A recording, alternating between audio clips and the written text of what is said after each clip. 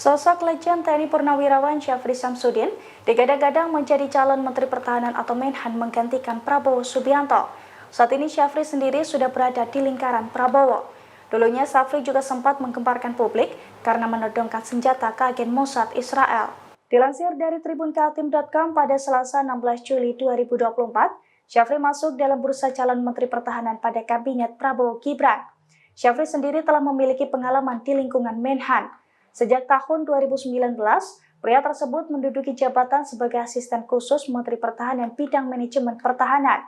Pada tahun 2010 hingga 2014 di era Kabinet Indonesia Bersatu Jilid 2, ia dipercaya Presiden SBY menduduki jabatan sebagai Wakil Menteri Pertahanan RI.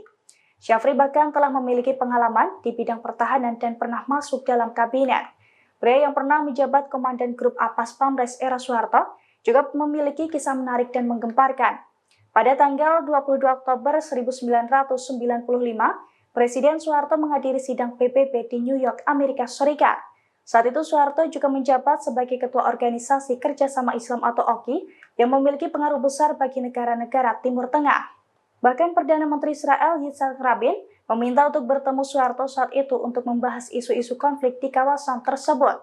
Namun pertemuan itu tidak berjalan mulus hingga akhirnya Syafri dan sejumlah pas pamres lainnya saling menodongkan senjata ke agen Mossad Israel. Download Tribun X sekarang, menghadirkan lokal menjadi Indonesia.